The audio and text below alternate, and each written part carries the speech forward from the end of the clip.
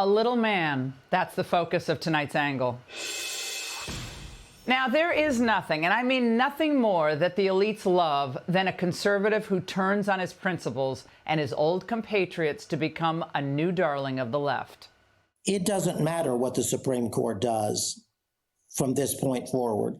The Supreme Court has authorized the absolute lawlessness and unconstitutional activity of this president. Donald Trump has bludgeoned America into submission to his will over the will of the Constitution and the American people.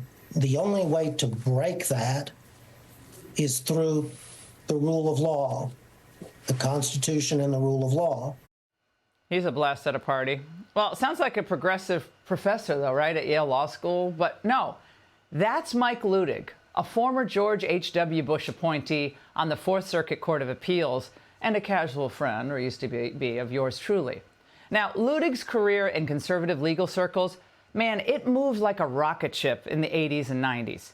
He was on the short list when Chief Justice Rehnquist retired from the Supreme Court in 2005. Remember, Bush picked John Roberts instead.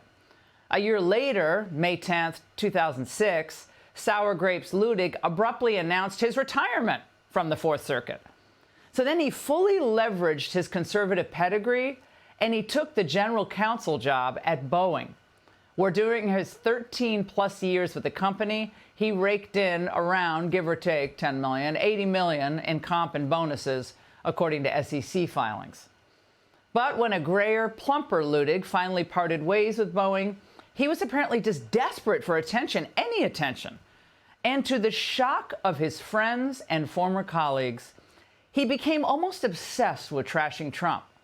And now, 35 years after Luttig worked as a young DOJ lawyer assisting with Clarence Thomas's confirmation, he's trashing the court, specifically Justice Thomas. And why? Because Justice Thomas gave a speech last week at UT Austin about natural rights, progressivism, and the Declaration. This speech could prove to be the single most important speech of political and constitutional philosophy that should never have been given. It is a far more unfortunate speech for conservatism than it is even for progressivism. The justice obviously intended this as a conservative manifesto for our times, and indeed for all times. And it is manifestly not constitutional. Well, he can quibble with topics, of speeches, I guess. That's fine. But the speech was thoughtful and moving, and it was reinforcing a commonly held view among jurists and many Americans, for at least half of America, that our rights come from God, not from the government.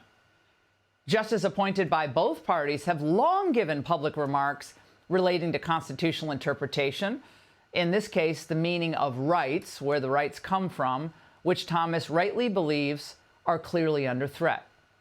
But little Luttig was outraged.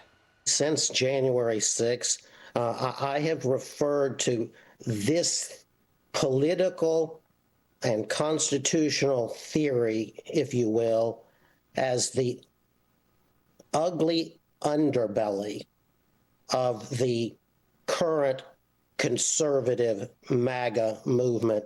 For 250 years, Ali, it's never been the case that either of America's two political parties has been anti-declaration or anti-constitution. And neither is Justice Thomas, Mike. Now, mind you, not only, again, did Luttig help with Thomas's brutal confirmation, but over the years, he sent dozens and dozens of his own law clerks to clerk for Justice Thomas at the Supreme Court. So Thomas's views on natural rights were the same then as they are now. Odd. How convenient and how silly. And I dare say Luttig's old boss, Justice Antonin Scalia, would be rolling over in his grave listening to his friend today. How do you go from being a deeply embedded figure in conservative legal society, a proud judicial originalist, only at the end of your career to align yourself with some of the most odious, destructive, anti-constitutional figures on the face of the planet. But the rule of thumb? You trash talk your former boss, your old party, or its direction, and you were once a conservative, and you're going to get your star turn on a TV show. You'll get honorary degrees. Yeah, you'll get airtime, and you'll get plenty of meaningless awards. Honorary membership in your bar is the greatest honor of my life, second only to the honor that has been mine over the past 5 tumultuous years in America, to speak with the American people, and they with me, about our beloved country and its uncertain future on the 250th anniversary of its founding. A lot of people there. Okay, first of all, getting a New York Bar Award is one of the biggest honors of his life. Are you kidding me? You worked in the Office of Legal Counsel. You worked in the Bush administration. You were a federal appellate court judge. You clerked for 2 Supreme Court justices. You had all these great conservative law clerks.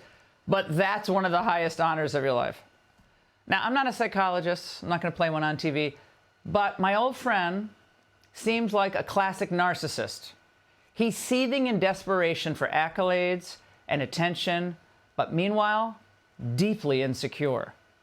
It is a very sad decline indeed. And that's The Angle. Be sure to like and subscribe for all the Fox News latest on YouTube, and catch full shows streaming now on Fox One.